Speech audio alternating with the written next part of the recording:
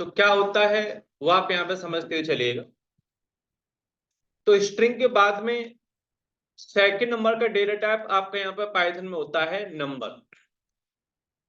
और ये नंबर भी तीन टाइप का होता है। सबसे पहला आपको बताया गया इंटीजर, दूसरा आपको बताया गया फ्लोट, और तीसरा यहाँ पर आपको बताएगा कॉम्प्लेक्स नंबर। तो इंटीजर के बारे में आपको पता ही होगा, आपके यहाँ पर ऐसी कोई वैल्यू जो आपके यहाँ पे कैसी हो, आपकी होल वैल्यू हो, जिसमें कोई भी फ्रैक्शन या फिर आपका डेसिमल पार्ट आपके यहाँ पर नहीं होता है। जैसे कोई पर्सन आपसे पूछ ले आप कितने भाई हो, तो वहां पर आंसर आपका 2 होगा, 1 होगा, 3 होगा, यहाँ पे 2.5 और 2.5 तो नहीं होगा।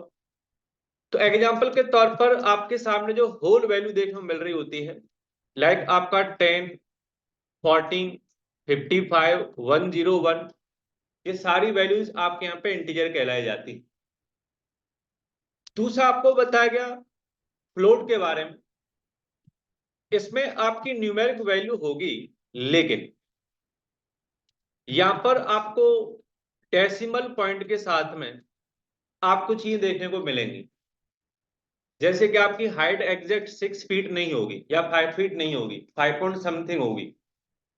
तो एग्जाम्पल के तौर पर आपके सामने 3.14 बताएगा, 5.8 आपने देखा, 68 पॉइंट समथिंग आपने यहाँ पर देख लिया। ये सारे नंबर आपके यहाँ पे फ्लोट कहलाए जाते हैं। अब तीसरा होता है यहाँ पर कॉम्प्लेक्स नंबर। पारस भाई बताएंगे, हैकर, बताओ कॉम्प्लेक्स नंबर कौन से होते हैं।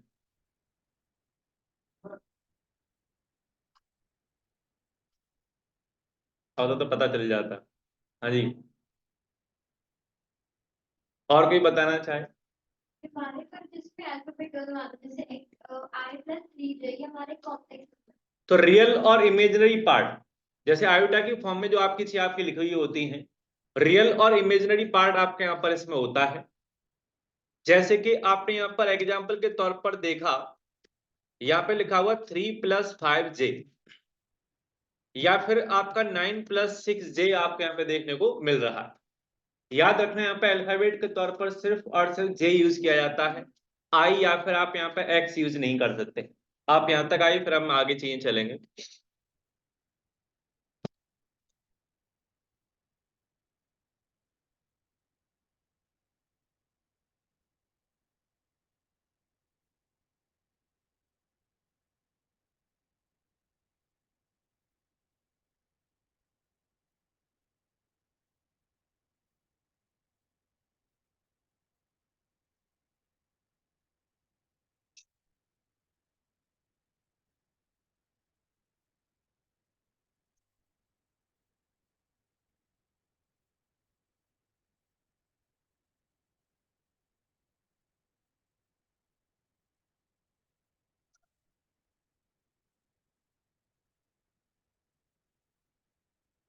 कितना हो गया।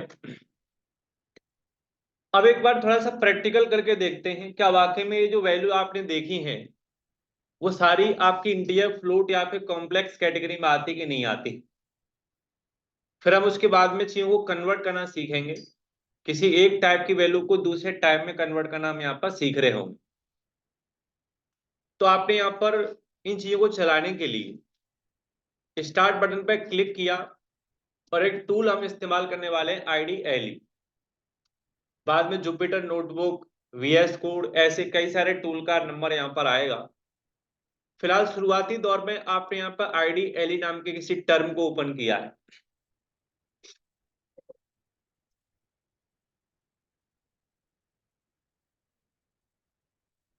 इसके खुलते ही आप यहाँ पर फाइल पर जाएंगे और आपने न्यू फाइल पर क्लिक कर लिया, और यहाँ पर आपने 3 वेरिएबल्स बनाए। एक्स नाम से कोई वेरिएबल बनाया, वैल्यू आपकी 15 है। वाई नाम से कोई वेरिएबल बनाया गया, आपने 3.14 असाइन किया। और जेड नाम से कोई वेरिएबल बनाया, 4 प्लस आपने यहाँ पर 7J लिख लिया है। तो तीनों अलग अलग टाइप के नंबर्स आपने यहाँ पर यूज कर लिए हैं। आप थोड़ा नीचे गए, सबसे पहले आपने प्रिंट करके पूछा आपके टाइप ऑफ एक्स के बारे में। तो एक्स नाम के वेरिएबल का क्या डेटा टाइप है वो आपका टाइप नाम का फंक्शन बता देगा। सेम फिर आपने यहाँ पर बाकी के दो और वेरिएबल्स के बारे में पता किया, आपके टाइप ऑफ वाई यहाँ पे किया गया है, और अगेन आपने प्रिंट के ब्रैकेट में टाइप ऑफ यहाँ पर आपने जेड लिखवाया। अब इतना आपने प्रोग्राम को टाइप किया, फाइल को आप यहाँ पर सेव करेंगे अपनी किसी लोकेशन पर। जैसे मैंने आप लोगों के लिए एक फोल्डर बना रखा है एफ ड्राइव में 9 पाइथन नाम से। यहां पर इस जगह पर आपने नंबर डेमो के नाम से इस प्रोग्राम को सेव कर दिया। अब इस प्रोग्राम को चला के देखेंगे, चलाने पर आपको 3 आउटपुट मिल रहे हैं। सबसे पहला आपका यहां पर आपको 10 मिला बिकॉज ऑफ व्हाट, आपका 15। दूसरा आपको फ्लोट मिला आपके 3.14 की वजह से, और तीसरा आपके यहाँ पे कॉम्प्लेक्स देखने को मिल रहा है बिकॉज ऑफ 4+7J। तो हम सिंपल इंश्योर कर रहे हैं क्या आपकी वैल्यूज आपकी तीनों सीट कैटेगरी क्या होती कि नहीं होती। यहां तक आइए फिर मैं आपको चीज अगली समझाऊंगा।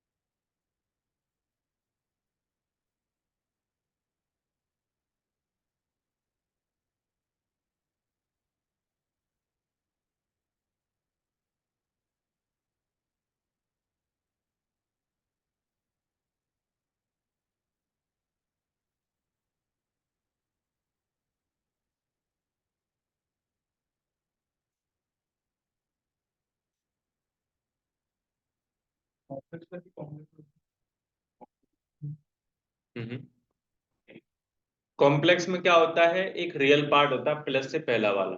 जैसे 4 लिखा हो गया रियल पार्ट हो गया, प्लस के बाद में जो आपके अल्फाबेट के साथ लिखा है जो 7J, वो आपका इमेजनरी पार्ट कहलाया जाता है। रियल और इमेजनरी पार्ट दो अलग अलग पार्ट आपके यहाँ पे इस नंबर में होते हैं। आयोटा की फॉर्म में ये नंबर लिखे जाते हैं, ठीक है।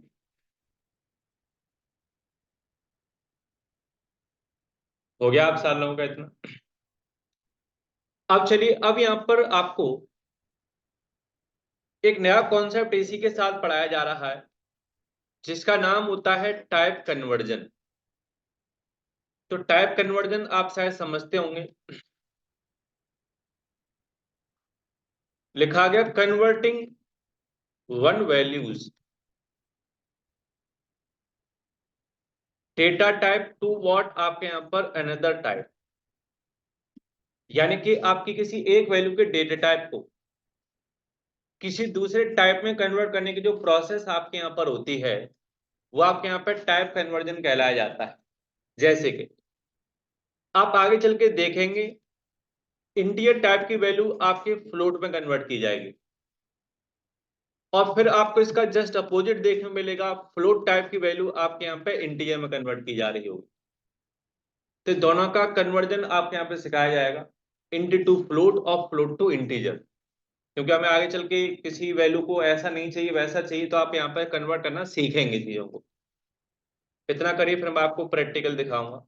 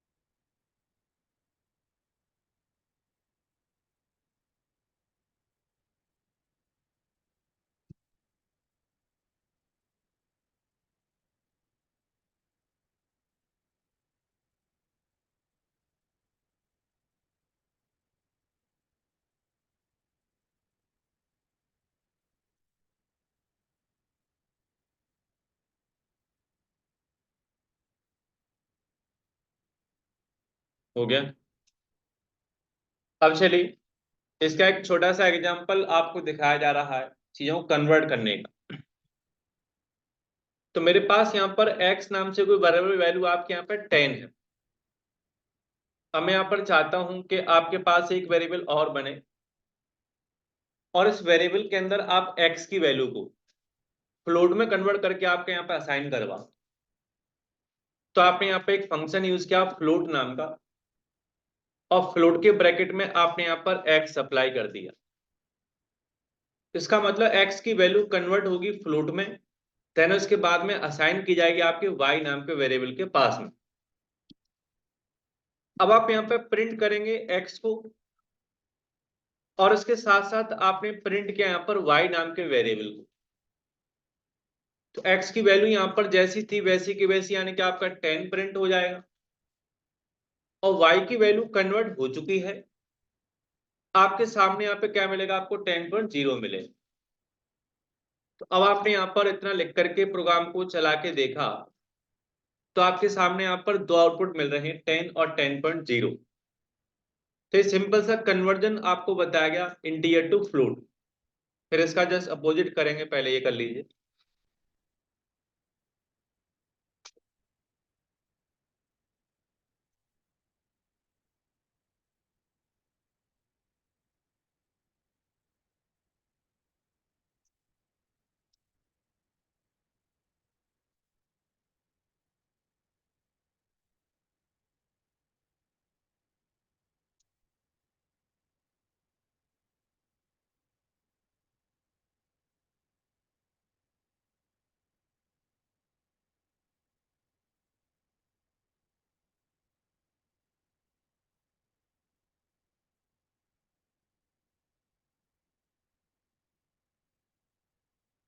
हो गया इतना। अब इसका जस्ट अपोजिट आपको बताया जा रहा है। आपने यहाँ पर ए नाम से कोई वेरिएबल बनाया और आपने यहाँ पे लिखा 5.990। अब मैं यहाँ पर एक वेरिएबल और बना रहा हूं जेड नाम से, और जेड नाम के वेरिएबल में आपने यहाँ पे कहा कि आपके ए की वैल्यू को इंट में कन्वर्ट करके आप यहाँ पर जेड के पास असाइन करवा दीजिएगा। तो अब आप मुझे बताएं, अगर मैं प्रिंट करूं ए को, तो वो तो ऑब्वियस सी बात है, जो है वैल्यू वही आएगी। आपने देखा 5.9990 आपको यहाँ पे देखने को मिला ऐसे।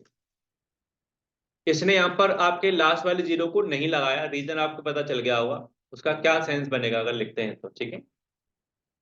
अब यहाँ पे बात करते हैं आपके जेड नाम के वेरिएबल की। तो बताइए आपके जेड नाम का वेरिएबल जो होगा वो क्या वैल्यू देगा, 5 या फिर 6? राउंड ऑफ तो नहीं कर लेगा, बताइए। तो यहाँ पर आपके सामने याद रखिएगा, वैल्यू भले ही कितनी भी आपके यहाँ पर किनारे की हो, जैसे आपके दिमाग में अंदर अगर आर्यभट्ट जाग जाए तो आप 6 भी कह सकते हो, बट यहाँ पर आप याद रखना ये डेसिमल पार्ट को रिमूव करता है।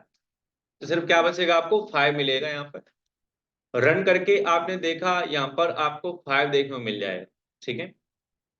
तो यहाँ तक आ जाइए, फिर मैं आपको अगेन आगे लेके चलूंगा।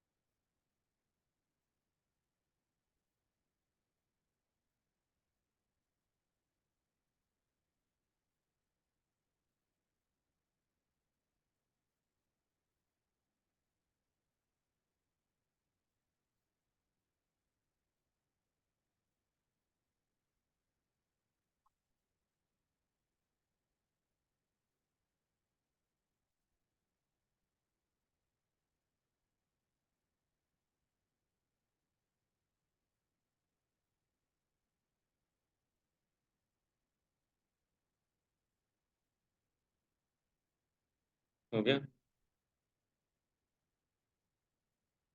अब चलिए, अब यहाँ पर आपको कॉम्प्लेक्स नंबर फैब्रिकेट करना सिखाया जा रहा है।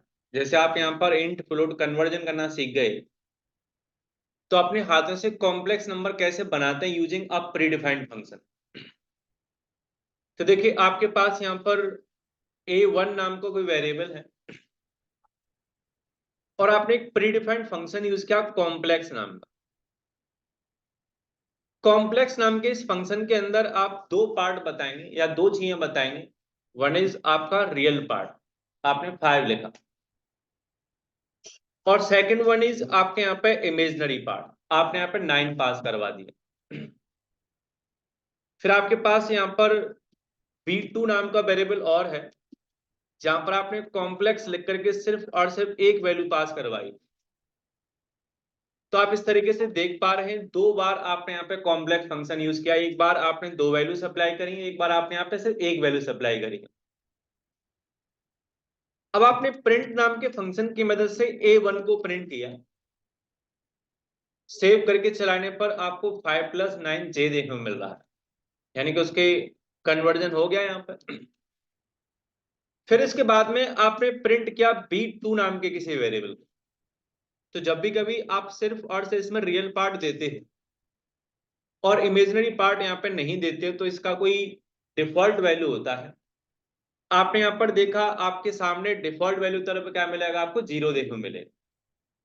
तो याद रखें, कॉम्प्लेक्स नाम के इस फंक्शन को दो तरीके से आपने यूज किया। पहली बार आपने यहाँ पर दोनों चीजें सप्लाई करी, तो आपका 5 + 9j आपको देखने को मिला। दूसरी बार आपने यहाँ पे कॉम्प्लेक्स नाम के फंक्शन में एक वैल्यू पास करी, यानी कि रियल पार्ट आपने पास किया है, तो इमेजिनरी पार्ट उसने अज्यूम कर लिया आपके यहाँ पर 0। इतना करके देखिए जल्दी से।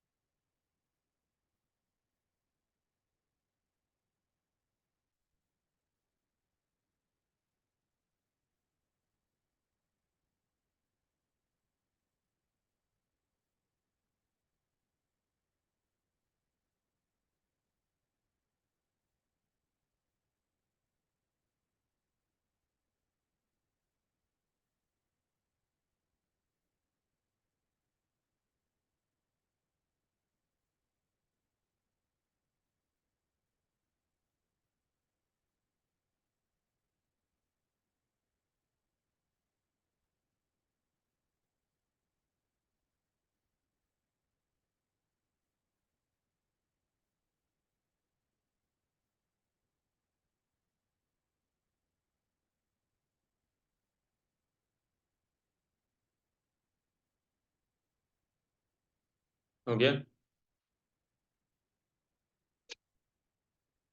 अब देखिए, अब यहाँ पर x नाम से आपके पास अगेन कोई कॉम्प्लेक्स नंबर है।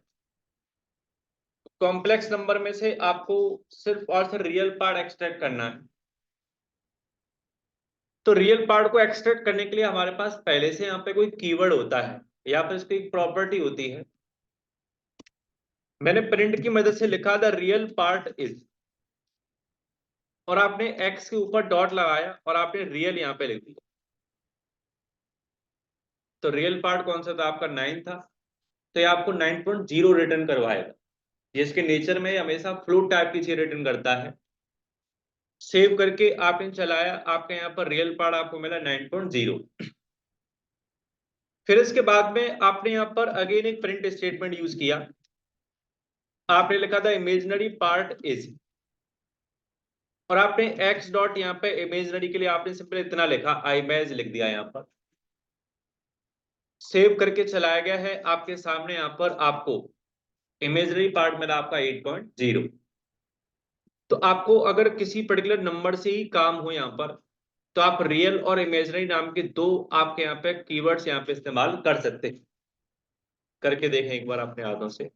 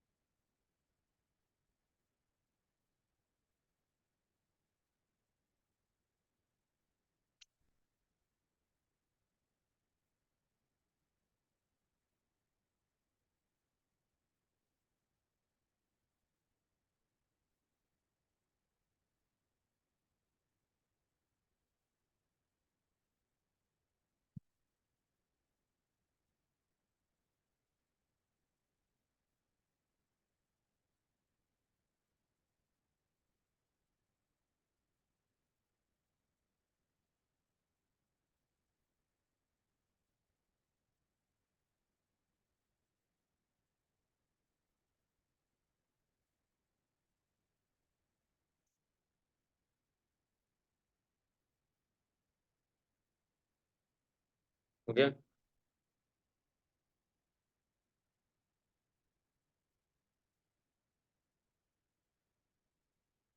अब चलिए, मान के चलिए मुझे यहाँ पर किसी ने काम दिया है कि आपको किसी पर्सन का नेम और किसी पर्सन के एज को आपको स्टोर करवाना है और उसको आगे चल के प्रोसेस करना है, यानी कि आपको प्रिंट वगैरह करवाना है। तो नेम के तौर पर आपके पास कोई एक फिक्स वैल्यू होगी, सेम उसी पर्सन की क्या होगी, आपकी एज यहाँ पर होगी।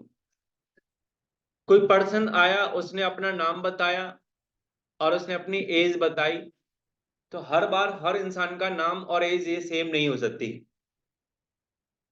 तो फिर यहाँ पर ऐसे केस में आपको एक नई चीज बताई जा रही है जिसका नाम होता है इनपुट नाम का फंक्शन। तो क्या होता है वो आप यहाँ पे एक बार समझिए। तो यहाँ पर थोड़ा सा थ्योरी इसकी लिखवाई गई इनपुट नाम के किसी फंक्शन के बारे में। तो लिखा गया है, whenever you want to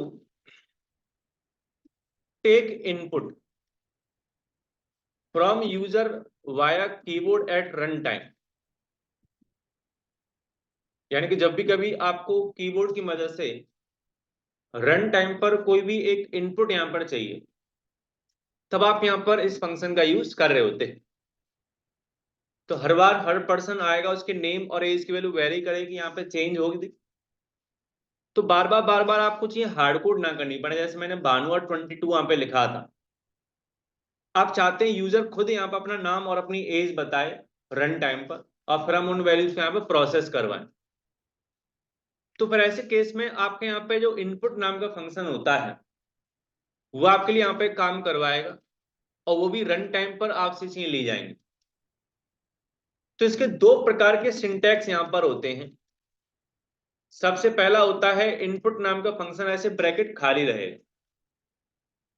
और दूसरा होता है इनपुट नाम के किसी फंक्शन के अंदर आप कोई डबल कोट्स में स्ट्रिंग मैसेज यहाँ पे सप्लाई कर सकते हैं चीजों को इजी और आपका आसान बनाने के लिए। यहां तक आए, फिर मैं आपको प्रैक्टिकल समझाऊंगा इसका।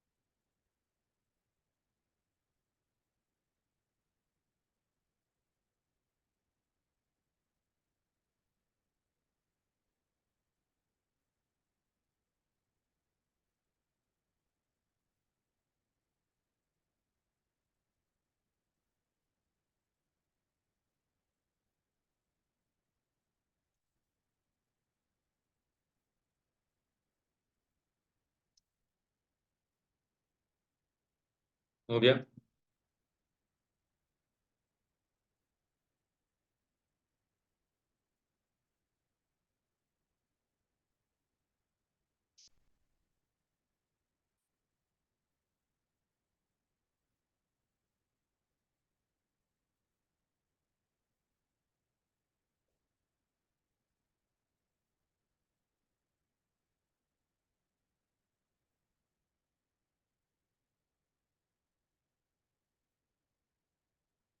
अब चलिए आपको यहाँ पे दोनों का एक एक करके एग्जाम्पल सिखाया जा रहा है एक ही प्रोग्राम की मदद से। तो मैंने नेम के आगे यहाँ पर भानु नहीं लिखा, इनपुट फंक्शन यूज कर लिया, और एज के आगे आपने यहाँ पे 23 हटा के इनपुट फंक्शन यहाँ पे यूज कर लिया है। फिर आपको नहीं पता नेम और एज में क्या आएगा, बट आप उसको प्रिंट भी करना चाहते हैं, तो प्रिंट फंक्शन की मदद से आपने लिखा था नेम एज, और आपने नेम की वैल्यू सप्लाई कर दी। अगेन एक प्रिंट स्टेटमेंट लगाया, आपने लिखा था एज इज, और आपने एज की वैल्यू यहाँ पे सप्लाई कर दी। हम प्रिंट फंक्शन के बारे में जानते हैं। प्रिंट फंक्शन डबल कोट्स में जो होता है उसे आपका एज इट इज प्रिंट करवाता है, और जो बिना कोट्स के यहाँ पे लिखा होता है उसकी वैल्यू प्रिंट की जाती। तो द नेम इज तो एज इट इज प्रिंट होगा, और नेम की जो वैल्यू होगी वो आपके यहाँ प्रिंट करवा दिया जाएगा। अब देखिए आपने प्रोग्राम को चलाया, प्रोग्राम को चलाते ही यहां पर आपके सामने कोई कर्सर है जो ब्लिंक कर रहा है। इट मींस सबसे पहले नंबर की लाइन यहाँ पे चल रही है, और इनपुट नाम का फंक्शन आपसे एक्सपेक्ट कर रहा है कि आप यहाँ पे कोई वैल्यू पास करो। ये आपको देखता रहेगा, आप इसको देखते रहो, आगे नहीं बढ़ेगा प्रोग्राम। तो अब यहाँ पर आपको इसमें कोई वैल्यू डालनी है, तो आपने यहाँ पे हर्ष लिखा। अभी भी हर्ष नाम की वैल्यू आपके प्रोग्राम तक नहीं पहुंची है, क्योंकि अभी आपने यहाँ पे एंटर की प्रेस नहीं करी। अभी भी आपके प्रोग्राम को लगता है कि आप यहाँ पे वैल्यू इनपुट कर ही रहे हो। तो जैसे ही आपने यहाँ पर एंटर की पास करी, अब यहाँ पे क्या हुआ, आपका सेकंड स्टेटमेंट चला जिसमें आपसे क्या पूछी जा रही है, आपकी एज पूछी जा रही। तो आपने यहाँ पर फिर से क्या किया है, एज के तौर पर यहाँ पर 18 पास कर दिया। अब मैं जैसे ही एंटर की पास करूंगा, यहाँ पर मेरे बाकी के दो प्रिंट स्टेटमेंट यहाँ पर चलेंगे। एक प्रिंट स्टेटमेंट ने आपके नाम की वैल्यू प्रिंट कराई, और दूसरे प्रिंट स्टेटमेंट आपके एज की वैल्यू प्रिंट करवा ली। तो इस प्रोग्राम ने काम तो वही सारे किए जिसकी हमें उम्मीद की थी, लेकिन ये एप्लीकेशन यहाँ पे यूजर फ्रेंडली नहीं मानी गई। रीजन, किसी पर्सन को पता ही नहीं उसको यहाँ पे क्या करना है। तो हमसे यहाँ पे कहा गया है कि आप इनपुट फंक्शन का दूसरा वेरिएंट इस्तेमाल करिए, जो कि इंसान को बताएगा, गाइड करेगा कि उसको यहाँ पे करना क्या है। तो आपने यहाँ पर अपने इनपुट नाम के फंक्शन की जो बॉडी थी उसके अंदर लिखा एंटर योर नेम। अभी मैसेज आपके यहाँ पे फ्रेंडली बन गया, और यहाँ पर आपने लिख दिया हाउ ओल्ड आर यू। ऐसे करके आपने यहाँ पर दो मैसेजेस अपने इनपुट फंक्शन के अंदर लिखवा लिए। अब अगेन प्रोग्राम को आपने सेव करवा के चलाया, तो यहाँ पर पूछा जा रहा है एंटर योर नेम। तो मैंने नाम के तौर पर यहाँ पर लिखा हर्ष भाटिया। फिर आपसे पूछा गया हाउ ओल्ड आर यू, आपने यहाँ पर पास किया 17। अब मैं जैसे एंटर की पास करूंगा, मुझे यहाँ पर तुरंत आपके यहाँ पे दोनों वैल्यू देखने को मिल जाएंगे। तो चॉइसेस आपके पास दो थी, या तो आप इनपुट फंक्शन का ब्रैकेट बिल्कुल खाली रखेंगे अगर आपको ही खुद काम करना है तो, क्योंकि आपको पता आपको क्या यहाँ पे चाहिए। बट यूजर कोई और है, आप बनाने वाले हो, तो ऐसे केस में आपको चाहिए फ्रेंडली रखना चाहिए। आप अपना खुद का मैसेज यहाँ पे सप्लाई करें, जिससे आपको यहाँ पे पता चल पाए कि आपसे क्या उम्मीद यहाँ पे रखी जा रही है। ठीक है, करिए जल्दी से।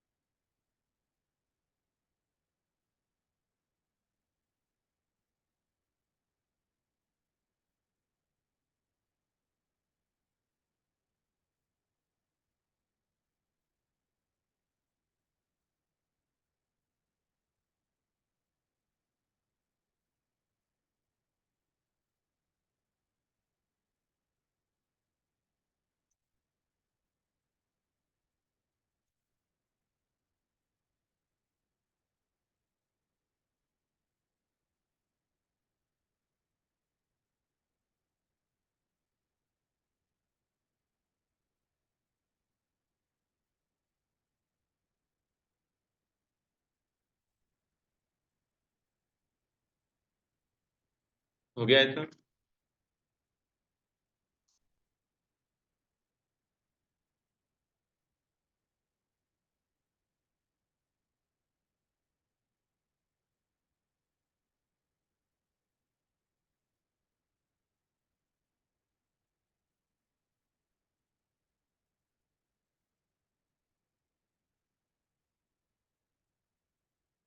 अब चलिए, अब यहाँ पर इसके नेचर के बारे में बात करने जा रहे हैं कि जो आपका इनपुट नाम का फंक्शन होता है, इसके क्या ड्रॉबैक होते हैं या फिर इसकी क्या लिमिटेशंस होती हैं।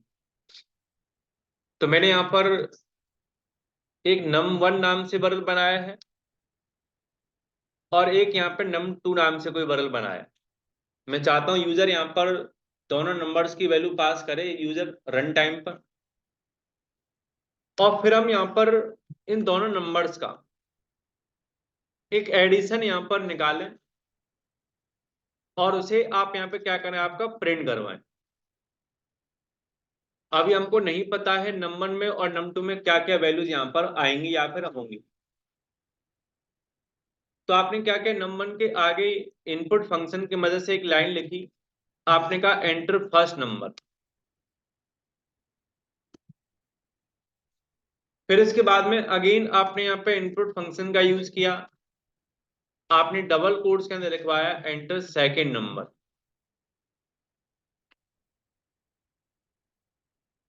अब num1 प्लस num2 यहाँ पर होगा और रिजल्ट की वैल्यू यहाँ पर प्रिंट की जाएगी। तो पहले आप देखेंगे, उसके बाद में आप चीजें करेंगे। आप पहले देखिए, तो आपने यहाँ पर रन किया है। सबसे पहले आपसे यहाँ पर num1 की वैल्यू पूछी जा रही, तो आपने यहाँ पर 5 लिखा। फिर आपसे यहाँ पर सेकंड नंबर की वैल्यू पूछेगी, आपने यहाँ पर 8 सप्लाई किया। तो 5 नाम की चीज आपके num1 के पास आ गई है, 8 आपके num2 के पास आ गया। 5 प्लस 8 आपके यहाँ पर 13 हो जाना चाहिए। और यहाँ पर रिजल्ट की वैल्यू आपने जब प्रिंट करवाई तो आपके सामने यहाँ पर आपको 13 देखने को नहीं मिला, आपके यहाँ 58 देखने को मिल रहा है। इसका मतलब दोनों नंबर्स का आपके यहाँ पे एडिशन नहीं हो पाया। अगर हुआ तो यहाँ पे क्या हुआ, आपके यहाँ पे कॉन्केटिनेशन यहाँ पर हो गया, दो चीजें आपस में फिक्स हो गई, यहाँ पे चिपक गई। तो अगर आपको यहाँ पर दोनों वैल्यूज का एडिशन चाहिए ही था तो आपके यहाँ पहले पता करना चाहिए था कि यहाँ 58 क्यों आ रहा है, तभी जाकर के आप समझ पाएंगे कि यहाँ पर आपका 13 क्यों नहीं आ रहा। तो आपने क्या किया, आपने यहाँ पर रिजल्ट नाम की चीज को प्रिंट कराने से पहले उसका टाइप चेक कर लिया। आपने प्रोग्राम सेव करके चलाया, यहाँ पर आपने 5 और 8 अगेन पास करवाया, तो आपके यहाँ पर इसका टाइप क्या मिला, आपको स्ट्रिंग में देखने को मिल रहा है, str देखने को मिल रहा है।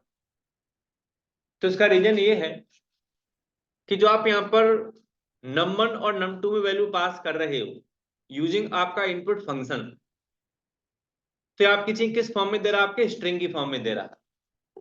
यानी कि 5 नाम की चीज किस फॉर्म में होगी, आपके यहाँ पे स्ट्रिंग की फॉर्म में होगी, और जो 8 होगा वो भी आपके यहाँ पे स्ट्रिंग की फॉर्म में इसके पास पहुंचा हो। तो इनपुट का नेचर है कि आप 5 न्यूमेरिक वैल्यू पास कर रहे हो तो उसे उसने स्ट्रिंग की फॉर्म में अपने पास स्टोर कर लिया। अब जब भी कभी आप पाइथन के अंदर दो स्ट्रिंग के साथ में ऐसे प्लस का साइन लगाते हो तो क्या होता है, दोनों चीज आपके यहाँ पे फिक्स हो जाती।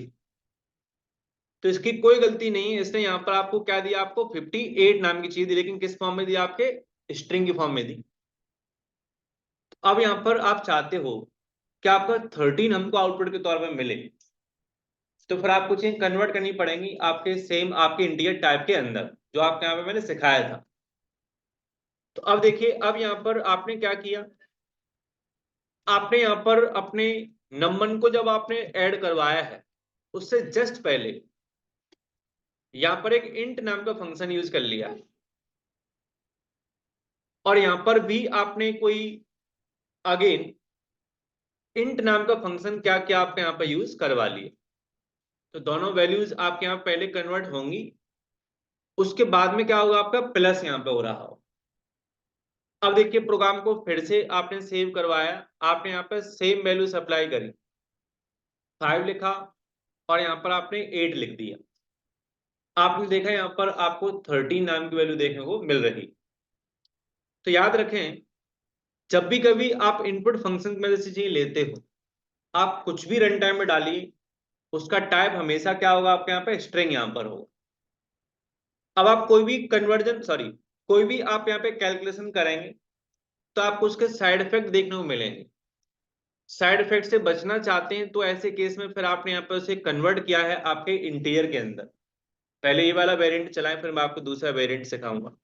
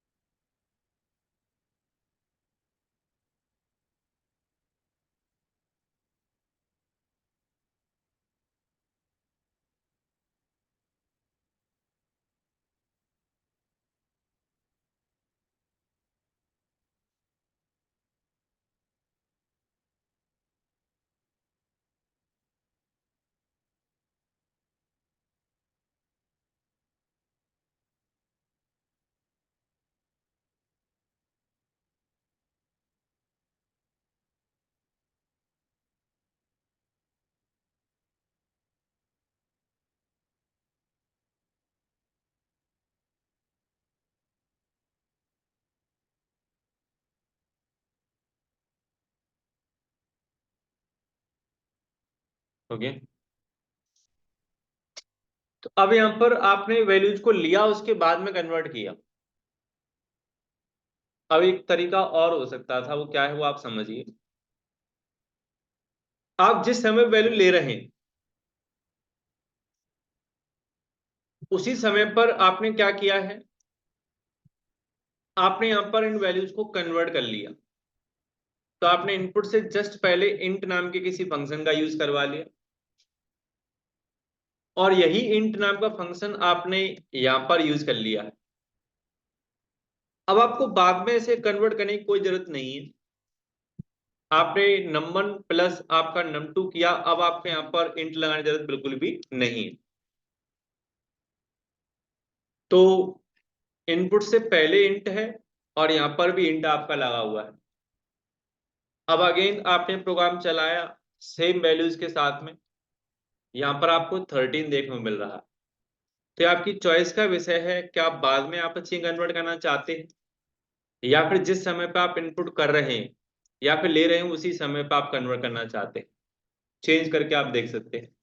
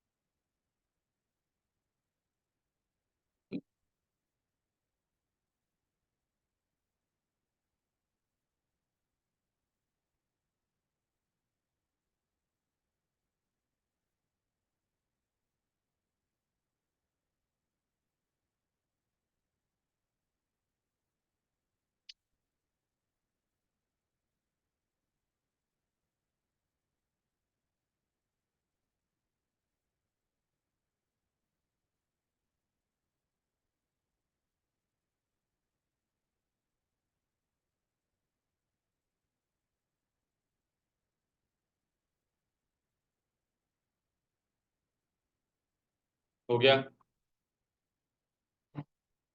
अब चलिए, अब यहाँ पर इसकी एक इंपॉर्टेंस और बताई जा रही है कन्वर्ट करने की। अगर आप कन्वर्ट नहीं करते तो क्या हो सकता है।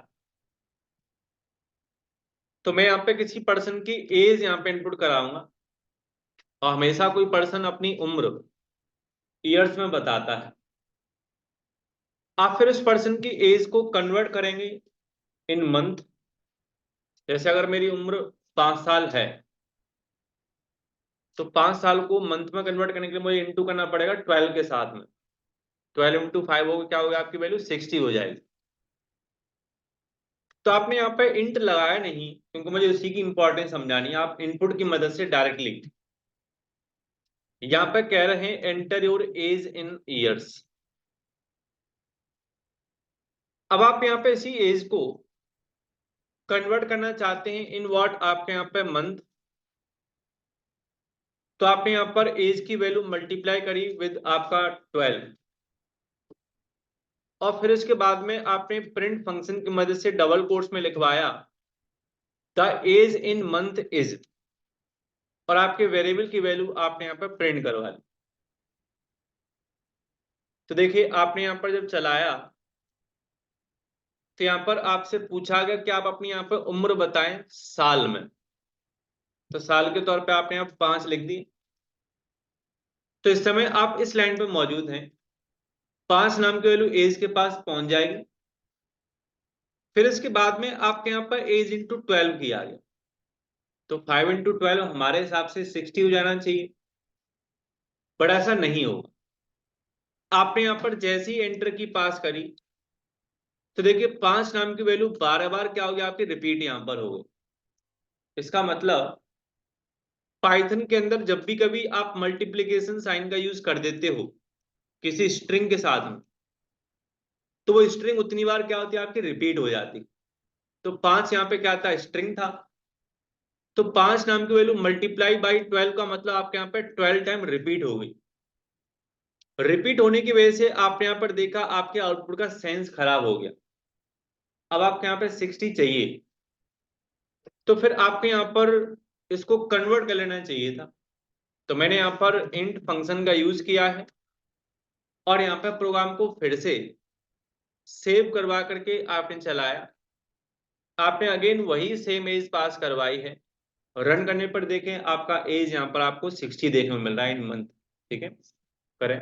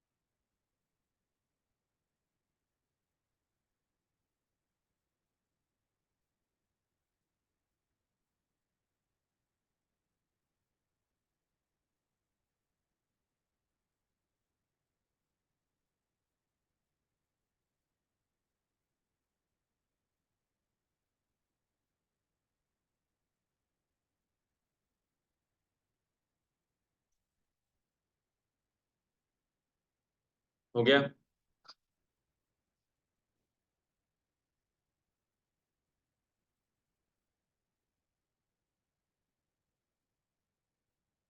अब चलिए एक आपके लिए असाइनमेंट है, यहीं से कर लीजिए या फिर घर से कर लाइएगा।